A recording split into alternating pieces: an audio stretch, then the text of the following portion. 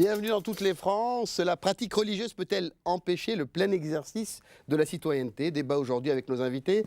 Tariq Ramadan, vous êtes professeur d'études islamiques contemporaines à l'université britannique d'Oxford. Vous avez publié récemment un ouvrage intitulé L'islam et le réveil arabe, publié aux éditions Presse du Châtelet, dont nous allons parler dans un instant. Merci infiniment d'avoir accepté notre invitation. À vos côtés, Mohamed Ali Hadraoui, vous êtes chercheur enseignant à Sciences Po. Vous êtes l'auteur d'une thèse sur le salafisme que vous allez soutenir dans quelques jours. Merci infiniment d'être avec nous. Merci à vous.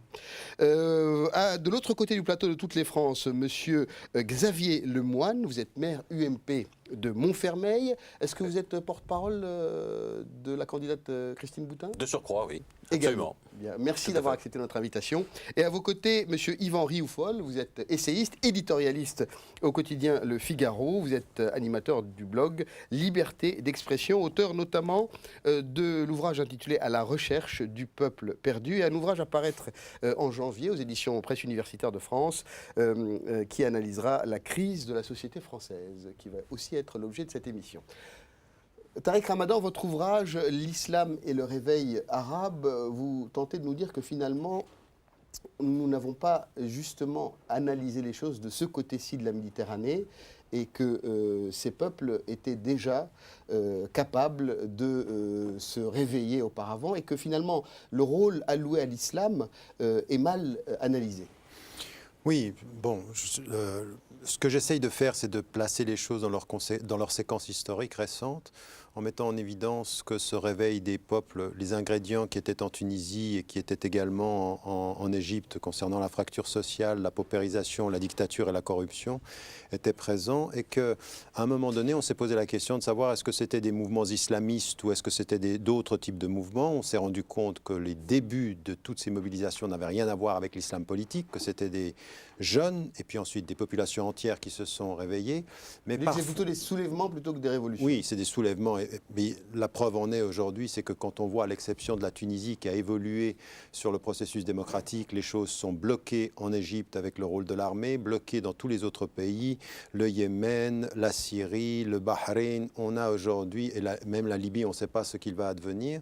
Donc ce que j'essaye de mettre en évidence, c'est que parfois dans notre lecture, on a, pour ne pas parler d'islam politique au départ, oublier que c'était des peuples majoritairement musulmans, mais qu'ils aspiraient aux mêmes choses que nous, c'est-à-dire à la démocratie, à la liberté, à la dignité.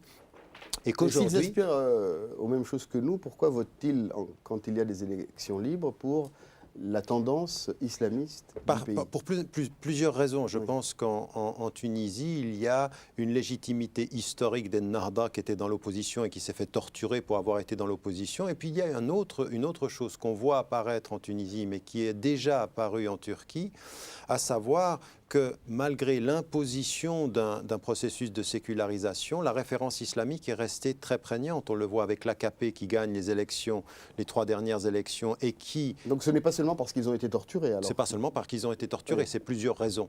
L'une de ces raisons est celle-ci. L'autre raison, c'est parce que ce sont des peuples qui veulent se réconcilier avec une histoire et avec une mémoire. Et que ma thèse aujourd'hui dans ce livre-là, c'est qu'il faut absolument, pas simplement en Occident, mais aussi dans les sociétés majoritairement musulmanes, qu'on sorte de la polarisation laïque d'un côté et islamiste de l'autre. Parce que les deux tendances réussissent à se justifier mutuellement sans rentrer dans un travail d'autocritique. Les laïcs en disant « vous êtes des théocrates et c'est l'islamisme et nous sommes le progrès proche de l'Occident, mais parfois ils sont coupés du peuple et parfois ils ont soutenu des dictatures, même si ce n'est pas le cas de tous. » Et d'un autre côté, les islamistes instrumentalisent parfois la religion en disant « nous sommes la référence religieuse » et ils se légitiment contre la laïcité ou contre la sécularisation. Et aujourd'hui, à mon sens, il doit y avoir une troisième voie qui est celle de savoir réconcilier un référent éthique avec un vrai processus de démocratisation transparent, ouvert, pour l'égalité de droits de tous, et en particulier les acquis et des femmes, et des hommes, et des minorités qui doivent être améliorés dans ces sociétés-là. Mohamed Ali Hadraoui, ce référent éthique, pour reprendre le terme de Tariq Ramadan, semble aujourd'hui très présent dans certains quartiers, dans certaines banlieues françaises. Vous avez participé à ce rapport intitulé Banlieue de la République, dont l'auteur est Gilles Kepel, et vous faites le constat d'une pratique religieuse musulmane grandissante dans ces quartiers. Il est vrai que la pratique religieuse est importante. Elle est structurante pour ce qui est de la morale au quotidien de beaucoup d'habitants. La seule chose qu'il faut tout d'abord dire avant de commencer à entrer plus en détail dans le sujet, c'est qu'il n'y a pas de lecture pathologique du religieux à avoir. Ce n'est pas parce qu'il y a des gens qui ont des problèmes qu'ils se retournent vers la pratique religieuse et vers le référent islamique, par exemple. Ce sont des phénomènes qui sont beaucoup plus complexes. Par exemple, mais le fait est qu'il y a beaucoup de problèmes économiques, sociaux dans ces quartiers où le référent religieux devient de plus en plus important. Oui, mais ce n'est pas une variable explicative. C'est un constat. La visibilité du religieux, elle est liée à différents facteurs. Il est vrai, il ne faut pas le nier, que lorsqu'on vit dans une ville cloisonnée géographiquement, lorsqu'on est éloigné par exemple de la ville de Paris, de la capitale, du fait d'un système de transport déficient, parce que le niveau de chômage est très important, parce qu'on constate des problèmes d'éducation, des problèmes de sécurité, il est vrai que pour certaines personnes, ça peut induire une lecture du religieux, une lecture de l'islam qui peut se faire contre eux et nous. Ça, c'est un discours qui est revenu parfois. Cette lecture est erronée selon vous? Elle peut s'appliquer à une certaine petite partie de la population. Ce qu'on constate, c'est beaucoup plus complexe et beaucoup plus le religieux de ce point de vue-là neutre. Le religieux, c'est ce qu'en font les gens. C'est-à-dire que, par exemple, on peut parler de certaines personnes qui vont retourner les stigmates qui procèdent donc de discrimination, de cloisonnement géographique, de problèmes d'éducation contre ceux qui sont censés être les auteurs de ces stigmates, ça c'est vrai. Et à ce titre-là, la religion, l'islam, peut devenir un moyen de retourner la critique et de retourner le racisme et la discrimination, c'est vrai. Mais pour la plupart des gens, c'est une foi au quotidien qui est vécue sur un mode paisible, c'est une foi qui est vécue sur un mode même banalisé. Donc l'islam fournit un référent moral au quotidien, il n'est pas forcément la cause ou la ressource sur laquelle va se structurer le cloisonnement. Xavier Lemoine, vous pensez à peu près le contraire de ce que vient de dire Mohamed Adraoui. Vous pensez qu'effectivement, la pratique religieuse est plutôt source d'incapacité d'intégration, de facteurs empêchant la cohésion d'une communauté, y compris une communauté communale. On va éviter d'être dans le binaire. Oui. Et sur ce qui vient d'être dit, effectivement, l'alibi de l'enclavement des difficultés sociales est un alibi qui ne tient plus, puisque les phénomènes que l'on pouvait observer en précurseur sur les cités dites sensibles s'observent de la même manière et de manière croissante sur, je dirais, le tissu pavillonnaire, et donc où l'alibi social des difficultés et autres ne peut plus être évoqué. Alors c'est plus clair, ça veut dire que la pratique religieuse est présente également dans les quartiers plus... Absolument, absolument. Et oui. Proportionnellement, si on prend un cas emblématique et que j'entoure de précautions, qui est celui de la burqa, proportionnellement, j'ai plus de burqa dans le tissu pavillonnaire auprès d'une classe moyenne polyglotte travaillant dans l'import-export qu'auprès des quartiers populaires en difficulté sociale. Et comment vous l'expliquez donc ça ? Je l'explique par effectivement une réappropriation volontariste de la part de ces personnes qui se réapproprient une histoire, qui se réapproprient une identité et qui sont suffisamment nombreuses pour pouvoir, je dirais, s'organiser en relative autarcie économique, culturelle, associative, politique selon les scrutins, on participe pas. Mais comment on fait pour s'organiser en autarcie ? Dans une commune de la République, avec les lois de la République. Parce que les communautés sont suffisamment importantes pour que le tissu économique puisse subvenir aux besoins de la communauté. Voilà. Donc c'est très divers selon, si je parle de la communauté malienne, ce sera différent de la communauté turque. Ils ne paient pas les impôts, ils ne vont pas travailler. Non, je ne sais pas ce que je dis. Oui. Parce que l'autarcie, j'ai un problème avec l'autarcie. C'est pouvoir vivre économiquement sans avoir de contact avec l'ensemble de la société. Mais pour vivre économiquement, il faut travailler, il faut des ressources. Elles viennent d'où ces ressources ? Elles viennent d'entreprises qui appartiennent à la communauté. Mais des entreprises qui sont pas créées dans un droit venu d'ailleurs, c'est le droit français quand même. Oui. Vous faites semblant de non, j'essaie de comprendre. Ou je suis vraiment pas clair cette fois-ci. Autarcie, c'est un peu à côté du système. C'est tout à fait. Les entreprises sont créées dans le système, avec le droit du système. Oui, sauf et que les travaillent. D'accord. Ok, le droit français est respecté dans la création de l'entreprise, sauf que les salariés de l'entreprise sont exclusivement d'une communauté et les bénéficiaires des services de l'entreprise sont quasi exclusivement ou principalement d'une communauté. Et c'est comme ça. Qui est quelle communauté donc ? on va dire, par exemple, c'est les Turcs, la question du bâtiment est, j'irais, présente, ou la confection. Ensuite, vous avez d'autres communautés qui s'organisent différemment. C'est très variable et les Pakistanais ne raisonnent pas de la même manière. Donc, ils ont même mis sur certains secteurs économiques, dans votre commune en tout cas. Mais ça ne me gêne pas. Mais ce que je vois, c'est qu'au lieu que le monde économique soit un lieu de brassage au niveau des salariés et au niveau des contacts que l'entreprise peut avoir, les communautés sont suffisamment importantes pour générer par elles-mêmes un chiffre d'affaires en termes d'alimentation, en termes d'habillement, en termes de c'est un besoins de bénéfice bâtiments, ou etc. un handicap pour la commune que vous dirigez? Moi, je vois le constat et je vois que le poids des communautés est suffisamment forte numériquement et en accroissement extrêmement rapide, notamment sur des départements comme la Seine-Saint-Denis, pour que ce phénomène-là s'amplifie. Le seul avantage que j'ai vis-à-vis de l'étude qui a été faite et sur lequel je ne récuse pas le constat, et au contraire, je trouve que ça a été très bien fait. Sur les analyses, on peut diverger. C'est que j'ai 25 ans de recul sur la Seine-Saint-Denis et que je vois en 87, quand je suis arrivé, dans quelle situation nous étions. Je vois comment les choses ont évolué et se sont précipitées ces dernières années. Et il est facile, je dirais, de faire quelques projections, ne serait-ce que démographiques, pour dire que le phénomène va s'amplifier. Donc la photographie instantanée, je ne la récuse en rien. On peut diverger sur certaines analyses, mais ce qui serait encore plus intéressant, c'est de voir d'où on part, où l'on est et où vraisemblablement on risque d'aller si les choses continuent ainsi. Voilà.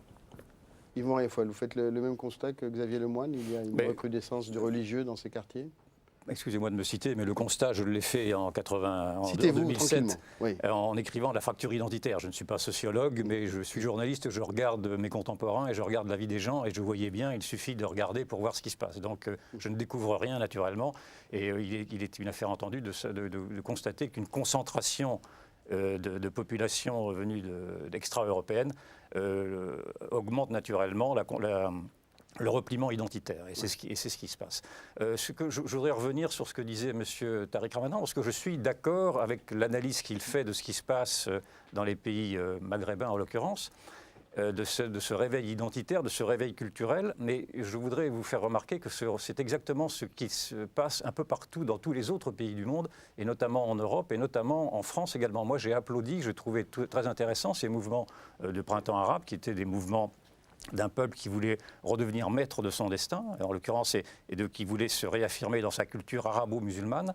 Et ce que l'on ne voit pas bien aujourd'hui, c'est qu'il se passe ce même phénomène-là aujourd'hui, en France notamment, avec des Français qui découvrent, sidérés, qu'ils n'ont pas eu la maîtrise de leur destin et qui veulent également se rattacher à leur culture judéo-chrétienne, en l'occurrence. Oui. Et donc, il y a là une contradiction à vouloir, d'un côté, reconnaître sa propre culture dans ces pays d'origine, mais vouloir la connaître également dans les pays où ces communautés se sont également vouloir la connaître ou l'imposer dans votre... Implantées en minorité, non pas en majorité, parce que je vous ai entendu parler des pays majoritairement musulmans. Je pense que vous vouliez dire des pays minoritairement musulmans, comme la France.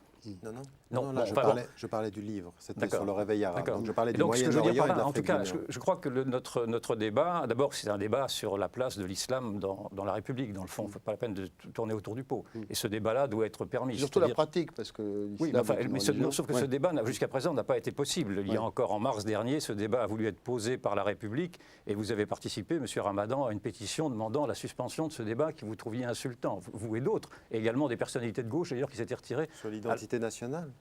Non, c'était sur la place de l'islam. J'ai regardé à nouveau l'intitulé avant de venir de cette pétition du Nouvel Observateur. Il y a une volonté de la part de l'UMP d'organiser un débat en dehors du cadre du débat de l'identité nationale. Je ne veux pas de procès. Je dis simplement qu'il faut que ce débat... C'était confondre le débat sur la laïcité avec le débat sur la place de l'islam. Non, c'était un débat sur la place de l'islam. Et ça a été déplacé vers la laïcité. C'était un débat sur la place de l'islam dans la République. Et ce débat-là doit être posé sans avoir à supporter les oukases de racisme dans l'islamophobie. D'accord, alors évitons les oukases, comme vous dites.